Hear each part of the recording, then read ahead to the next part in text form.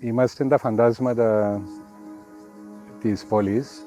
Κυκλοφορούμε μέσα σε δεκάδες ή και εκατοντάδες τουρίστες, οι οποίοι βλέπουν τις ζωές μας.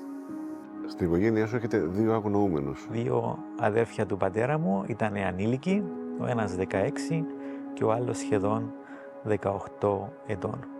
Αυτό είναι ένα σπίτι μέσα στην νεκρή ζώνη και έχει μείνει όπως ήταν το 1974, όταν οι άνθρωποι από εδώ η οικογένεια έφυγε γρήγορα προφανώς, προκειμένου να γλιτώσει από τις μάχες που γίνονταν στην περιοχή.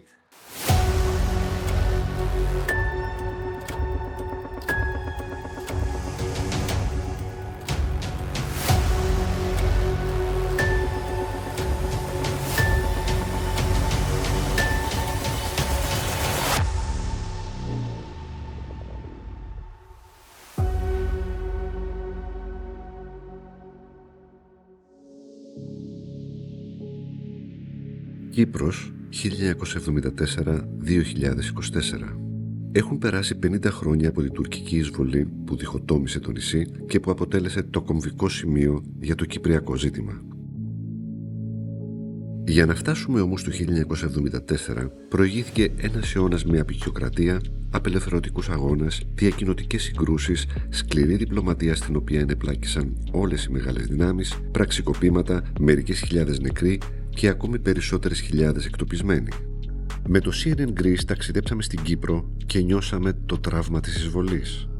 Περάσαμε στα κατεχόμενα, μπήκαμε στην νεκρή ζώνη, στο εγκατελειμμένο αεροδρόμιο της Λευκωσίας και περπατήσαμε στην περίκλειστη Αμμόχωστο, από όπου 40.000 Ελληνοκύπροι έφυγαν το 1974 κυνηγημένοι με την υπόσχεση να επιστρέψουν όταν ομαλοποιηθεί η κατάσταση και σήμερα βλέπουν το όνειρό τους και τις υποσχέσεις που τους δόθηκαν να διαψεύδονται.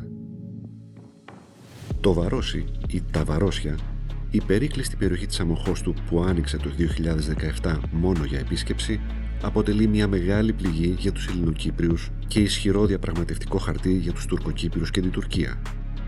Οι Τουρκοκύπροι, με την ανοχή του ΟΗΕ αλλά και με ευθύνες της ελληνοκυπριακής πλευράς, την έχουν μετατρέψει σε σκοτεινό τουριστικό προορισμό, προετοιμάζοντας την ολοκληρωτική καταπάτησή της. Ο Ανδρέας Λόρδος γεννήθηκε εδώ και η οικογένειά του είχε τουριστικές επιχειρήσεις στην πόλη. Σήμερα είναι δημοτικός σύμβουλος Αμμοχώστου και στη γενέθλια πόλη του μπορεί να μπει μόνο ως επισκέπτης.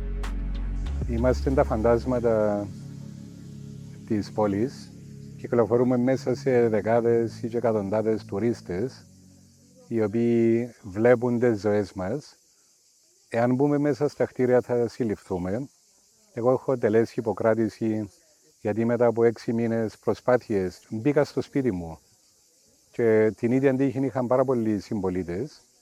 Είναι μια παράξενη κανονικότητα. Είναι η κανονικοποίηση μιας απίστευτης ανθρωπιστικής κρίσης, μιας τραγωδίας η οποία εκτιλήσεται μέσα στην Ευρώπη με τους συντελεστές που θα έπρεπε να πολεμούν για τα δίκαια, τα ανθρώπινα και το δικαίωμα της κατοίκησης να μας χρησιμοποιούν σαν έναν διαπραγματευτικό χαρτί. Η ενέργεια της ανακαίνησης και της εισβολής, αν θέλετε, σε δημόσια περιουσία ξεκίνησε τον Οκτώβριο του 2020 από την παραλία, η οποία άνοιξε με τη δικαιολογία ότι η παραλία είναι για όλους. Μετά οι δρόμοι ανοίξαν με την δικαιολογία ότι υπάρχουν τουρίστες και πρέπει να κινούνται με ασφάλεια. Οπότε έχει καταληφθεί το δικό μας δίκτυο. Μετά μπήκαν σε αυτόν τον χώρο που είμαστε εδώ και σταδιακά η πόλη επέρχεται κάτω από τον τουρκοκυπριακό Δήμο, με τον στρατό να είναι εντυμένοι με στολές concierge ξενοδοχείου και για να μην φαίνονται σε οπτικά πλάνα.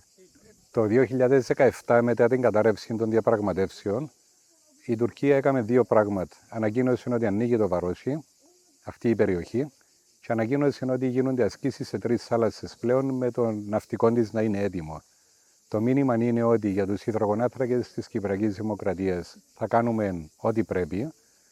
Διαφωνούν με την μη συμμετοχή τους στους υδρογονάθρακες μέσω των Τουρκοκυπρίων και το Βαρόσι είναι μια απειλή ότι εάν δεν βρεθεί μια λύση για αυτό το θέμα, τότε το Βαρόσι θα πέσει. Θα έπρεπε το Βαρόσι να έχει επιστραφεί στους ιδιοκτήτες του πότε? Την πρώτη φορά το 1976 ανεβόρων και είπαμε όχι. Το το 1978 με μόνον όρο να καθίσουμε σε έναν τραπέζι και να πούμε κάποια πράγματα και είπαμε όχι.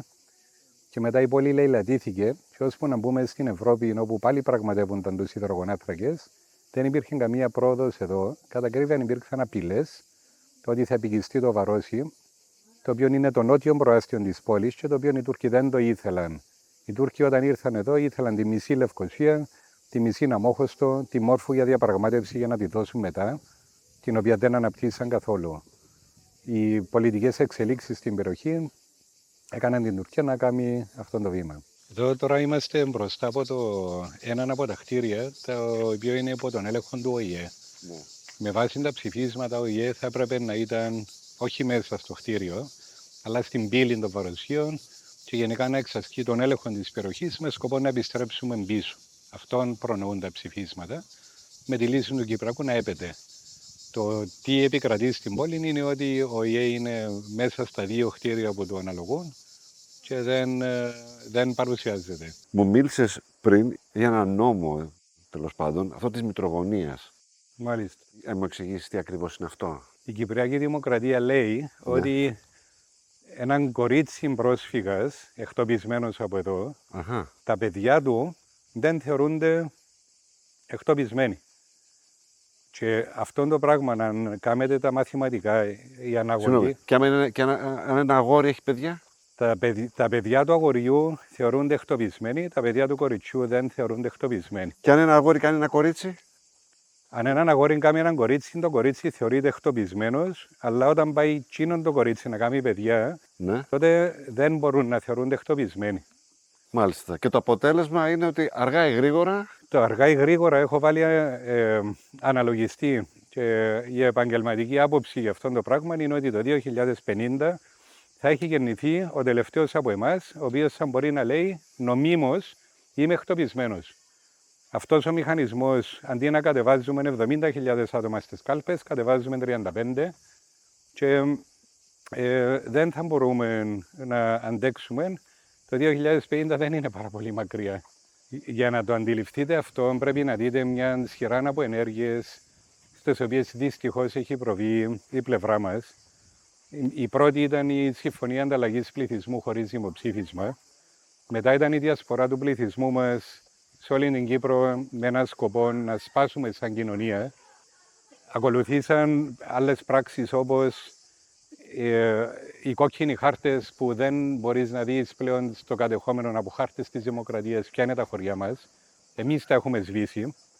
Η κυβέρνηση μας δια του Υφυπουργείου Τουρισμού διαφημίζει Αμόχωστος είναι το καλοκαίρι σου και η φωτογραφία που βλέπετε είναι από την Αγία Νάπα, στο οποίο είναι πολλά χιλιόμετρα αλλού.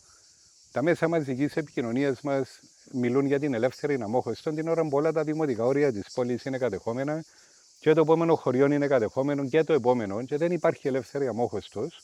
Δημιουργούμε μια πλαστή Ιθάκη, στην οποία οι νέοι του αύριο της Κύπρου θα οδηγούν ως την Αγία Νάπα και τον Πρωταράν και θα λένε φτάσαμε στην Αμόχωστο. Και εμείς έχουμε διαγραφεί. Να σας δείξω κάποιες φωτογραφίες. Αυτή είναι μία από τις... Αυτό είναι Αγία Νάπα. Αυτή είναι η Αγία Νάπα, είναι το λεγόμενο Fig Tree Bay.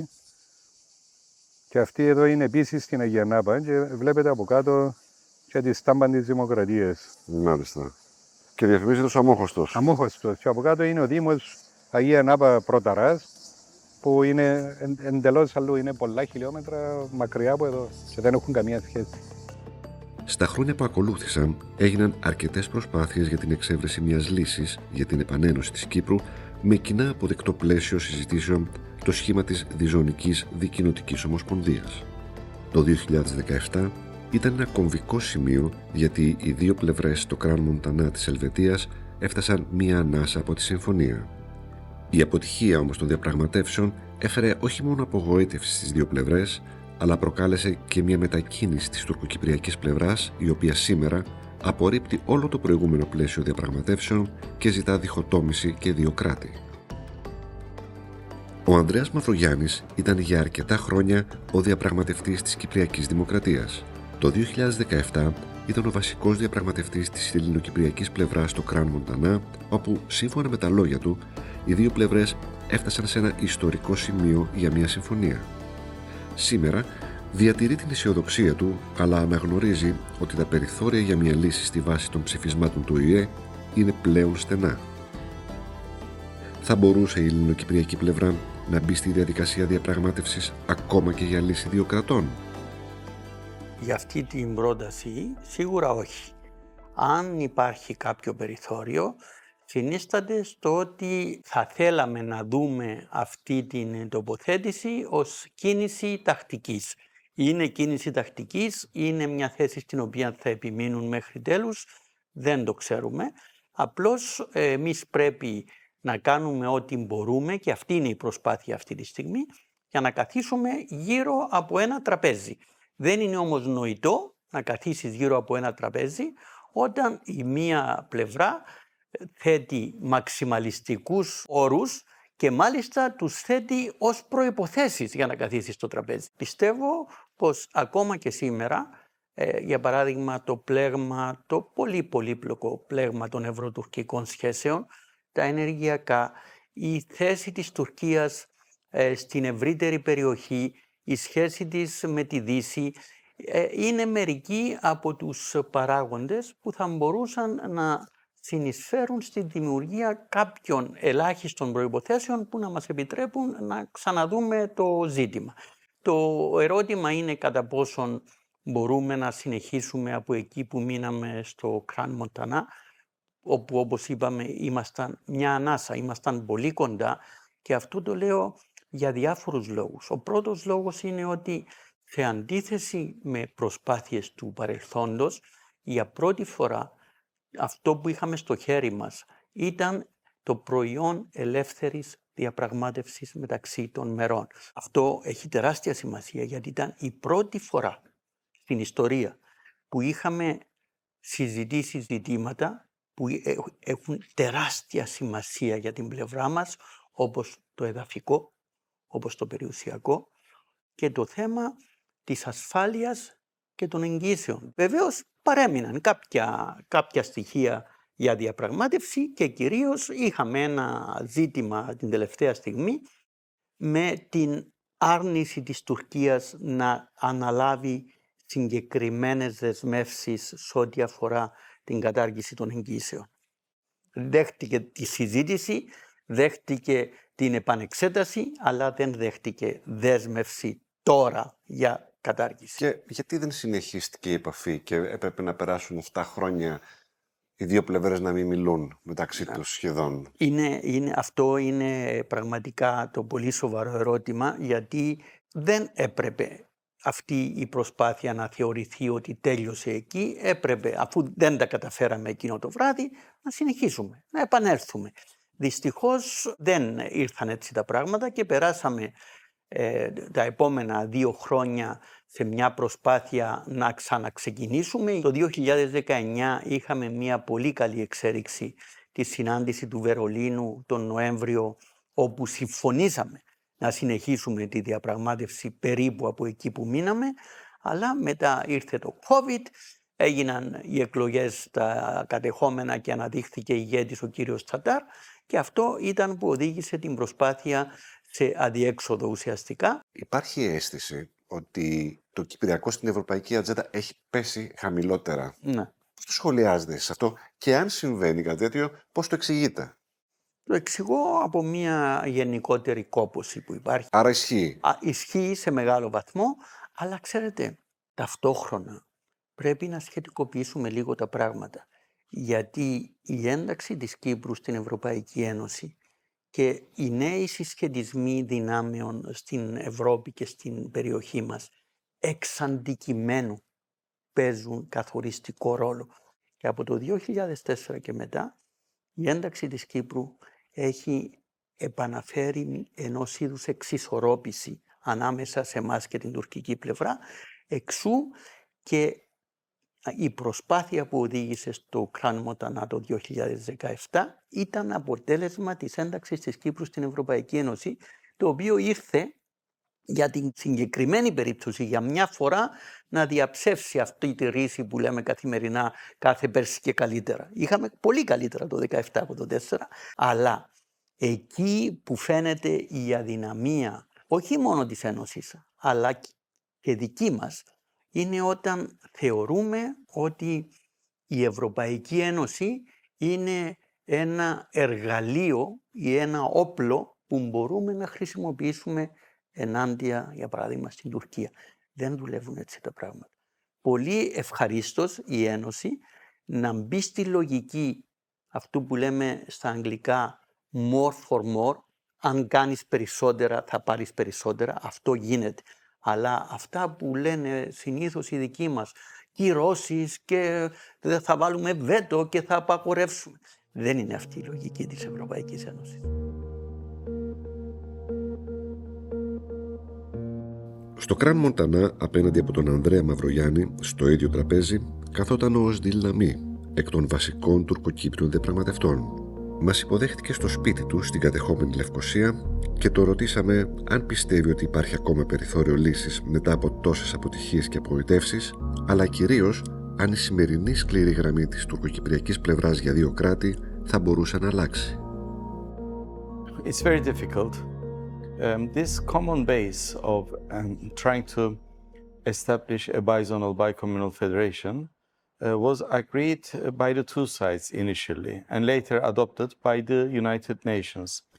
But we had two very traumatic turning points in the history of negotiations. One was in 2004, the Annan Plan, and the rejection of that plan by the Greek Cypriot side. And then the important effort we made in Crans Montana, which was a very historic event, and where the Greek Cypriot leader left the negotiating table. And in the report of the Secretary General Guterres, he said the solution was on the table. And what was lacking to cross the finishing line was political will. And he was pointing to the Greek Cypriot leader when he was saying that.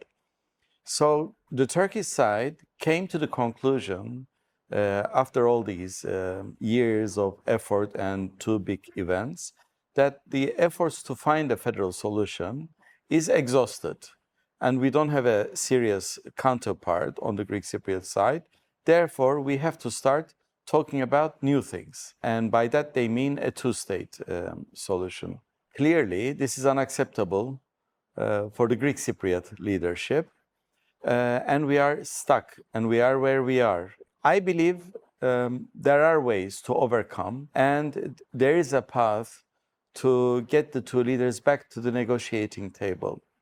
But that way cannot be a repetition of the past efforts. I believe, and this is my personal opinion after being engaged in Cyprus talks for 25 years, is that if a UN and the Greek Cypriot side comes forward with a concrete proposal that would be convincing to the Turkish side that this time it is not going to be another round of years of negotiation.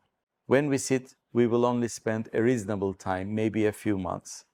And at the end of that time, we will have a concrete decision, either federation or something else.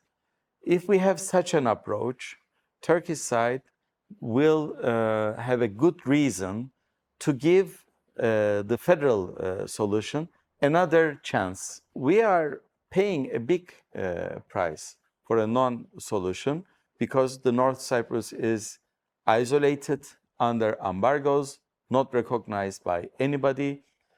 We don't enjoy the benefits of being a member of the European Union, so on and so forth. So we need a solution to survive as a community. But such a need does not exist for the Greek Cypriot side.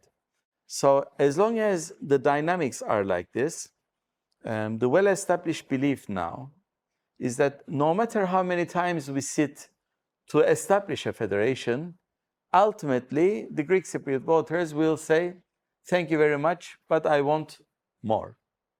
And we don't want to find ourselves in this vicious circle anymore. Internally, there are those on both sides of the island who profit from the status quo. There are also very nationalistic elements who, not out of financial gains, but because of hardline nationalistic feelings, don't want a new partnership on the island. And these people are constantly trying to undermine a solution. Outside, there are countries who would like to see a solution, but there are also countries who are very happy to see Cyprus divided and continue to be a source of conflict, not only between two Cypriot communities, but also between Turkey and Greece, and Turkey and the European Union, and Turkey and United States. The first name that comes to mind is Russia. Russia is extremely happy that the Turks and Greeks are still struggling and quarreling over the Cyprus issue, which is always a constant source of discontent within NATO and within the Western Alliance. So Cypriots, both Turks and Greeks, have to rise above this. We have to normalize our relationship. It doesn't mean we have to get married, but it means that the status quo must end. And when you look at the leaders' agreements in the past, almost all of them start with this sentence: status quo is unacceptable. Η ελληνοκυπριακή πλευρά, ωστόσο, δεν συμμερίζεται τη λογική της μίας και τελευταίας προσπάθειας με την προϋπόθεση, αν δεν υπάρξει συμφωνία, να προχωρήσει η λύση της διχοτόμησης. Ο Μενέλαος Μενελάου, ο σημερινός διαπραγματευτής της ελληνοκυπριακής πλευράς, θεωρεί ότι δεν υπάρχουν περιθώρια για υποχώρηση από τη γραμμή της διζωνικής δικοινοτικής ομοσπονδίας. Σε μια πρόσφατη ομιλία σας που κάνατε στο Συνεδρίο των Δελφών, είπατε ότι θα πρέπει να προσέξουμε σε μια νέα διαπραγμάτευση να μην δώσουμε εργαλεία σε αυτούς που θα ήθελαν να αποτύχει μια νέα προσπάθεια. Θα μπορούσαμε να πούμε ποιοι είναι αυτοί, να μιλήσουμε για αυτούς. Για παράδειγμα, είναι αυτοί οι οποίοι εκφράζουν θέσεις για δύο κράτη. Οπότε αυτό το σχόλιο το οποίο είχα κάνει αφορούσε ακριβώς αυτήν τη σκέψη να εντοπιστούν κάποιοι παράγοντες οι οποίοι να προαποφασιστούν, να αποφασιστούν από την αρχή ως συνέπειες σε περίπτωση αποτυχίας μιας νέας προσπάθειας επίλυσης του Κυπριακού. Και το σχόλιο μου ακριβώς είχε να κάνει με την ανάγκη να σκεφτούμε αυτή τη στιγμή μέσα από έναν πρίσμα αναζήτησης παραγόντων που θα ενδυναμώνουν την προοπτική επιτυχίας, όχι την αναγνώριση στοιχείων τα οποία θα ισχύσουν σε περίπτωση που θα έχουμε μια νέα αποτυχία, ακριβώς έχοντας υπόψη ότι υπάρχουν και αυτοί οι οποίοι θα προσβλέπουν σε μια αποτυχία και ενδεχομένως αυτά τα στοιχεία να τα εκλάβουν ως επιβράβευση και να τα επιδιώξουν και άρα να οθήσουν τα πράγματα προς την κατεύθυνση του ναυαγίου. Οι θέσεις τις οποίες έχει σήμερα η τουρκοκυπριακή πλευρά, η τουρκική πλευρά γενικότερα, όντως είναι εκτός του πλαισίου που προβλέπουν τα ψηφίσματα των Ηνωμένων Εθνών, τα οποία περιλαμβάνουν το συμβιβασμό, ο οποίος έγινε μεταξύ των δύο κοινοτήτων στην Κύπρο και ο οποίος είναι αποδεκτός και από όλους τους υπόλοιπους εμπλεκόμενους στο Κυπριακό. Ο συμβιβασμός είναι η Ομοσπονδία, μια ομοσπονδιακή λύση του Κυπριακού, με μια κυριαρχία, μια ηθαγένεια, μια διεθνή προσωπικότητα. Προς αυτή την κατεύθυνση εργαζόμαστε αυτή τη στιγμή, έτσι ώστε να μπορέσουμε να δημιουργήσουμε τις προϋποθέσεις επανόδου σε αυτόν το πλαίσιο, που είναι και το μόνο εντός του οποίου μπορεί να διεξαχθεί μια προσπάθεια, μια ανανεωμένη προσπάθεια για την επίτευξη συνολικής λύσης του Κυπριακού. Τα πράγματα δεν είναι εύκολα, διότι είμαστε αντιμέτωποι με αυτές τις θέσεις τις οποίες έχετε αναφέρει. Όμως δεν υπάρχει κανένα απολύτως περιθώριο αναζήτησης οποιοδήποτε άλλων επιλογών εκτός αυτού του πλαισίου, διότι η διολίσθηση εκτός αυτού του πλαισίου ουσιαστικά ανοίγει το δρόμο για εκτροχιασμό των πραγμάτων προς κατευθύνσεις οι οποίες κάθε άλλον παρά θα οδηγούν σε μια σωστή αντιμετώπιση και επίλυση του κυπριακού προβλήματος. Η καθημερινότητα και στις δύο πλευρές της πράσινης γραμμής που χωρίζει την Κύπρο στα δύο δείχνει φυσιολογική και είναι μόνο αν επιχειρήσει κανείς να μπει στην νεκρή ζώνη που ελέγχεται από τις δυνάμεις του ΟΗΕ θα καταλάβει ότι βρίσκεται μέσα σε μια παγωμένη σύραξη. Στο χωρισμένο ιστορικό κέντρο της Λευκωσίας η εικόνα είναι απόκοσμη και θλιβερή. Περπατάω αυτή τη στιγμή ακριβώς πάνω στη γραμμή, στη διαχωριστική γραμμή. Αριστερά είναι σπίτια τα οποία κατοικούνται, άνθρωποι μένουν εδώ και δεξιά μου πίσω από αυτά τα κτίρια είναι τα κατεχόμενα.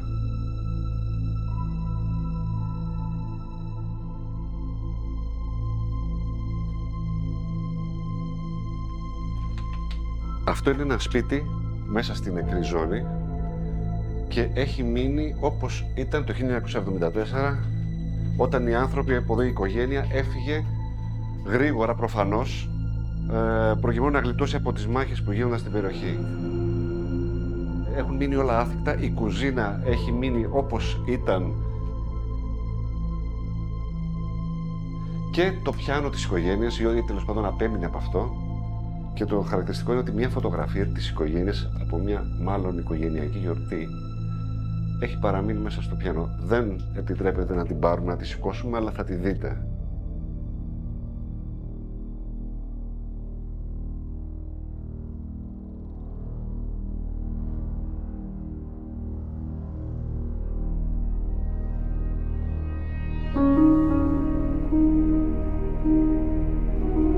Εδώ βρίσκουμε σε ένα γκαράζ, σε ένα υπόγειο γκαράζ που πολύ λίγοι έχουν έρθει από το 1974 και μετά, που βρίσκεται ακριβώς πάνω στη διαχωριστική γραμμή με τα κατεχόμενα. Σε αυτό το χώρο βρίσκονται 47 αυτοκίνητα μετρημένα, εκ των οποίων περίπου 15, ίσως και λίγα παραπάνω, ήρθαν εντελώς καινούργια. Έχουν ακόμα και τα χαρτιά της φορτωτικής τους από το λιμάνι της Αμμοχώστου.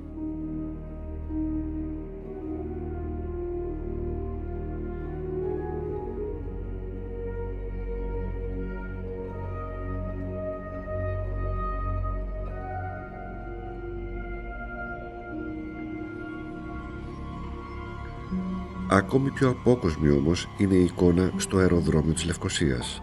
Για τη μάχη του αεροδρομίου τον Αύγουστο του 1974 και τις προσπάθειες των Ελλήνων και Ελληνοκυπρίων στρατιωτών να μην πέσει στα χέρια του τουρκικού στρατού έχουν γραφτεί βιβλία και έχουν γυριστεί ντοκιμαντέρ.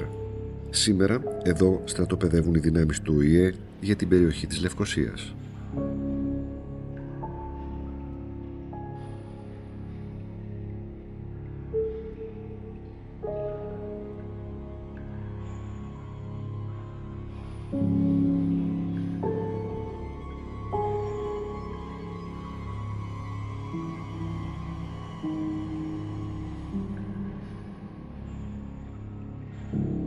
We are over here, just on the edge of Nicosia city, and this yellow strip that you see across the island is the buffer zone. This represents around about 3% of the landmass of the island. It's split into 3 sectors. This sector here is towards the Famagusta side of Cyprus, and this area of the buffer zone is very flat farmland. So our peacekeepers are dealing with a lot of farming disputes in between the ceasefire lines in this area of the buffer zone. This area of the buffer zone is the old town of Nicosia and is perhaps the most sensitive part of the buffer zone because it marks the narrowest part of the buffer zone where the northern ceasefire line is only 3 meters away from the southern ceasefire line. And we saw a lot of incidents or clashes between the opposing forces in this area up until 1989, when the UN agreed a demanning agreement, which saw the opposing forces fall back from the ceasefire lines and allow only UN peacekeepers to patrol the area, which led to a massive reduction in the number of clashes between the opposing forces. Το 1983 έγινε η ανακήρυξη του ψευδοκράτους της τουρκικής δημοκρατίας της Βορείας Κύπρου, το οποίο δεν αναγνωρίζεται διεθνώς παρά μόνο από την Τουρκία. Μπορεί οι αποφάσεις του ΟΗΕ και το διεθνές δίκαιο να δεσμεύουν τις δύο πλευρές σε πολλά, τα 50 χρόνια που έχουν περάσει όμως έχουν δημιουργήσει σχεδόν τετελεσμένα. Ο Αριστοτέλης Κωνσταντινίδης είναι καθηγητής διεθνούς δικαίου στο Πανεπιστήμιο της Κύπρου και επί 7 χρόνια ήταν μέλος της νομικής ομάδας συμβούλων της Ελληνοκυπριακής Διαπραγματευτικής Ομάδας. Σίγουρα το ότι βρισκόμαστε περί 40 χρόνια, 41 για την ακρίβεια, από την ανακήρυξη του ψευδοκράτους και δεν έχει αναγνωριστεί από κανένα κράτος πλην της Τουρκίας, είναι μια πάρα πολύ ισχυρή ένδειξη ότι η αναγνώριση δεν είναι διόλου εύκολη και κατά πάσα πιθανότητα δεν θα επιτευχθεί. Οπότε αυτό είναι κάτι το οποίο ισχυροποιεί την ελληνοκυπριακή θέση με την έννοια ότι δεν έχουν διέξοδο προς κρατική υπόσταση οι Τουρκοκύπροι, άρα ή θα συνεχιστεί το σημερινό καθεστώς που έχουν μιας μη αναγνωρισμένης, απομονωμένης, αν θέλετε, οντότητας, ή θα πρέπει να βρούνε τρόπους λύσης, και βασικά μιλάμε για τον συμφωνημένο τρόπο λύσης που είναι η διζωνική δικοινοτική ομοσπονδία. Από την άλλη, το πέρας του χρόνου δημιουργεί καταστάσεις οι οποίες γεννάνε, δημιουργούν κάποια δικαιώματα τα οποία είναι πολύ δύσκολο να ανατραπούν στο τραπέζι των διαπραγματεύσεων. Αυτό έχει να κάνει κυρίως με το περιουσιακό. Γιατί το Ευρωπαϊκό Δικαστήριο Ανθρωπίνων Δικαιωμάτων έχει θέσει κάποια κριτήρια για παράδειγμα, για το πότε θα μπορεί να επιστραφεί η περιουσία στους νόμιμους ιδιοκτήτες και πότε θα μπορεί να δοθεί απλά αποζημίωση. Τα κριτήρια αυτά για την επιστροφή, για παράδειγμα, ο λεγόμενος συναισθηματικός δεσμός, με το πέρας του χρόνου, όλο και λιγότεροι άνθρωποι θα τα πληρούν. Οπότε, όλο και λιγότεροι θα δικαιούνται με βάση το πλαίσιο έτσι όπως έχει συζητηθεί και σε κάποιο βαθμό συμφωνηθεί, να επιστρέψουν τις περιουσίες τους, εφόσον δεν είναι σε περιοχές οι οποίες θα επιστραφούν υπό ελληνοκυπριακή διοίκηση. Και είναι, αν θέλετε, ένα κοινό μυστικό ότι και το εδαφικό επηρεάζεται. Ποια είναι, κατά τη γνώμη, τα δυσκολότερα προβλήματα, μιας και μιλάμε τώρα για προβλήματα και εμπόδια, που θα πρέπει να λυθούν για να προχωρήσει μια λύση? Το ζήτημα της ασφάλειας, που ήταν και το πλέον ακανθώδες θέμα στο Κραν Μοντάνα, που εν τέλει οδήγησε στο ναυάγιο των συνομιλιών. Στη συνέχεια, θα έλεγα ότι εξίσου σημαντικό είναι το ζήτημα της διακυβέρνησης. Και αυτό έχει να κάνει και με την πληθυσμιακή ανισότητα των δύο κοινοτήτων. Πλέον μιλάμε για έναν διαμοιρασμό της εξουσίας και οι Τουρκοκύπροι θέτουν επιτακτικά το ζήτημα της εκπεριτροπής προεδρίας, στο οποίο ανθίστανται μεν η ελληνοκυπριακή πλευρά, αλλά ίσως το Κραν Μοντάνα να ήταν ένα βήμα πριν την αποδοχή του. Το περιουσιακό, στο οποίο προαναφέρθηκα επίσης, πώς θα χρηματοδοτηθεί η λύση. Υπάρχουν προβλήματα, πολλά. Δεν είναι αξεπέραστα το κάθε ένα από αυτά, αλλά το να βρεθεί ταυτόχρονα η χρυσή τομή και η λύση σε όλα αυτά με έναν τρόπο που θα γίνει κοινά αποδεκτός δεν είναι καθόλου εύκολο. Με το πέρας του χρόνου γίνεται ακόμη δυσκολότερο.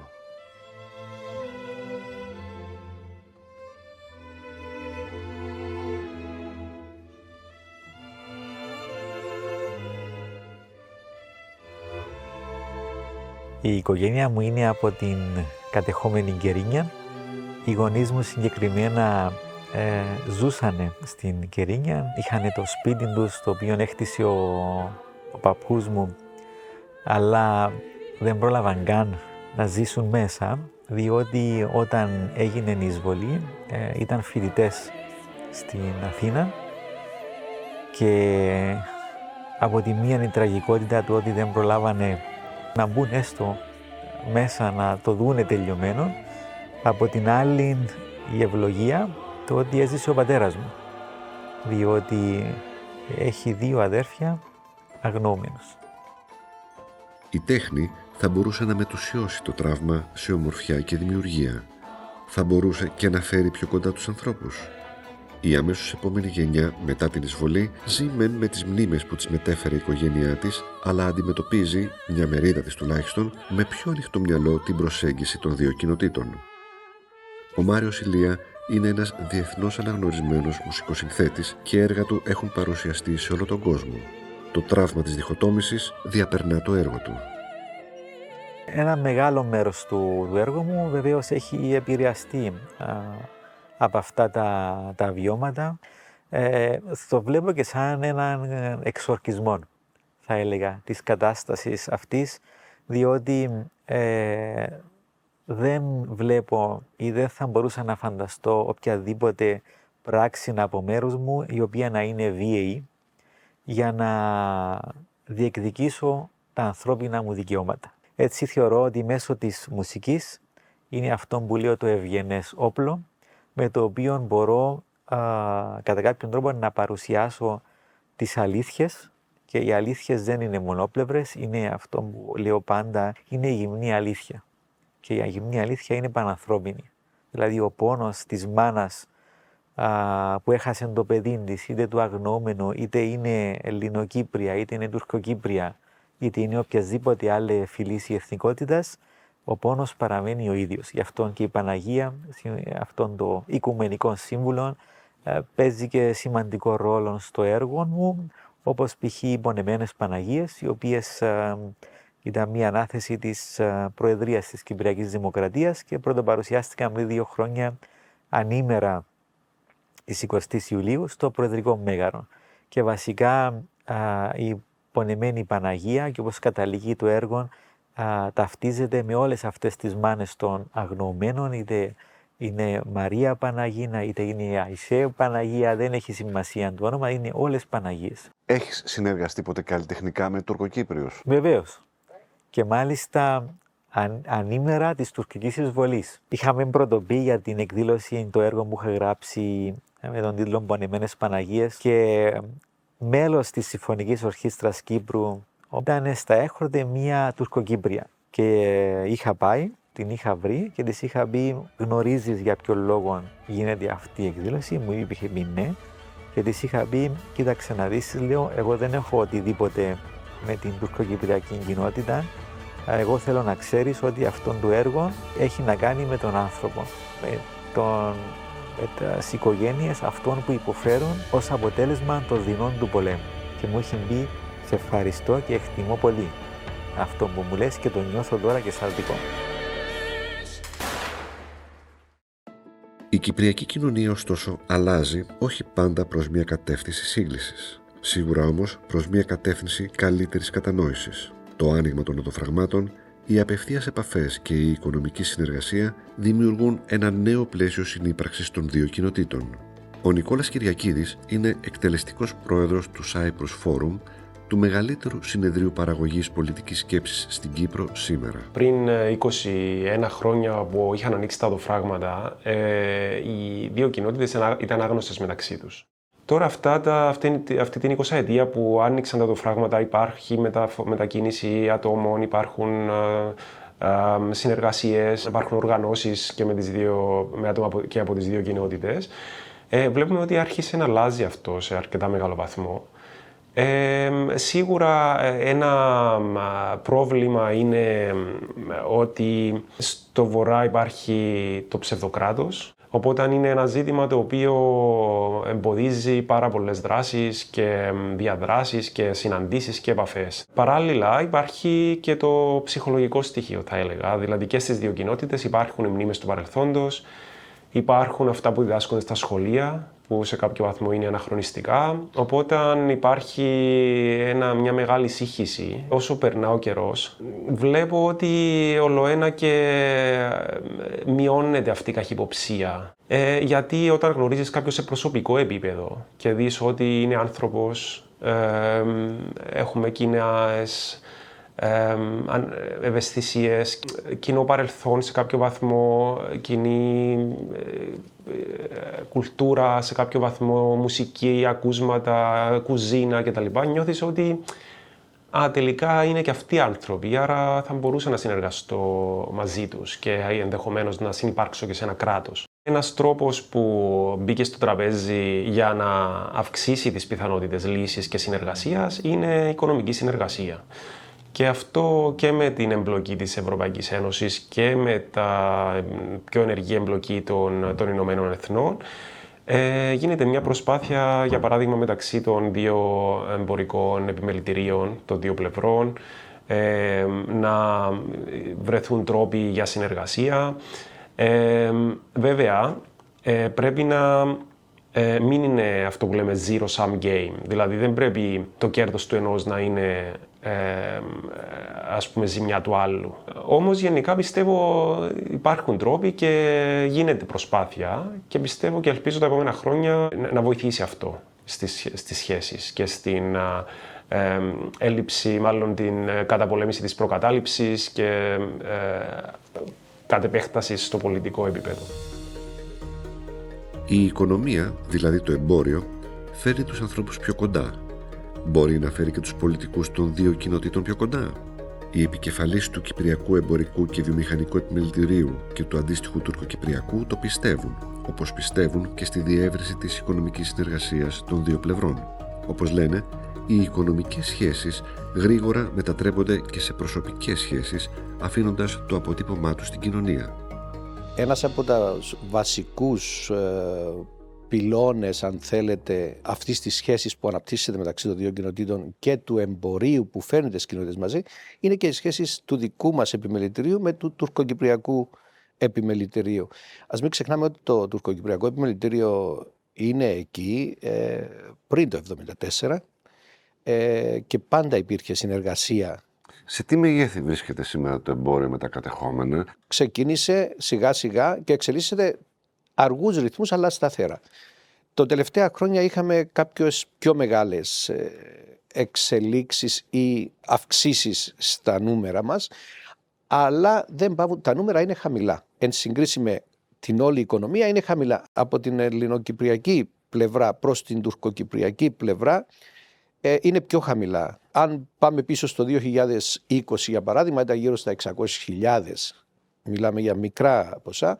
Το 23 ανέβηκε στο 1.200, δηλαδή διπλασιάστηκαν τα τελευταία 3 χρόνια. Όσον αφορά την κίνηση από την τουρκοκυπριακή πλευρά στην ελληνοκυπριακή πλευρά, τα νούμερα γύρω στα 15 εκατομμύρια είναι η κίνηση το 23, ενώ το 2020 ήταν 4 εκατομμύρια, που σημαίνει εκεί πέρα κάπου τριπλασιάστηκε. Άρα υπάρχουν αυξητικές τάσεις, η θέληση είναι εκεί, οι δυσκολίες είναι εκεί και παλεύουμε μαζί με το τουρκοκυπριακό επιμελητήριο να βρίσκουμε λύσεις. We are not satisfied from this increase. It should have been more and more because if we compare the Southern Cypriot imports in trade figures, the goods which are traded across the Greenland regulation is composing only 0.02% of the total import coming from the third countries. So here we don't have any transportation issue. We don't have any freight. So considering all these advantages of Greenland regulation, we believe that it should have been more and more. We are trying to increase this scope because the scope is also limited. I believe myself, if we will manage to end up with trading the first batch of Hellim Hallumi across the line this year, next year's figures will not be with $50 million. We will reach up to $50 million, euros, sorry. But in any cases, I believe that when we will start trading across the Green Line, we will have partnerships.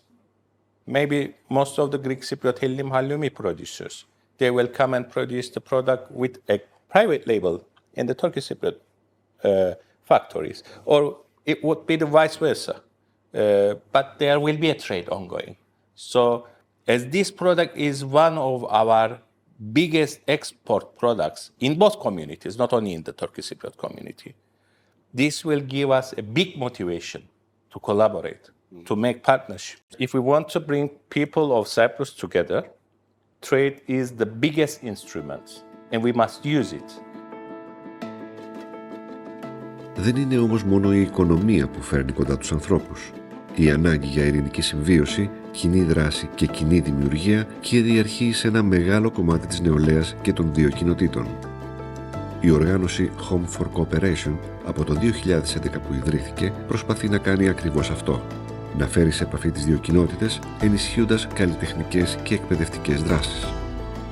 Ο σκοπός μας είναι να παρέχουμε χώρο στον οποίο μπορούν άτομα από όλες τις κοινότητες του νησιού να βρεθούν, ενώ parallela δημιουργούμε ευκαιρίες για na έρχεται ο κόσμος εδώ, kalitehnika, πολιτιστικά προγράμματα ως επιτοπλίστων. İnsanlar aslında çok fazla katkı koyuyorlar ve destek de oluyorlar buradaki etkinliklere ve zaman içerisinde de bunun arttığını görebiliyoruz.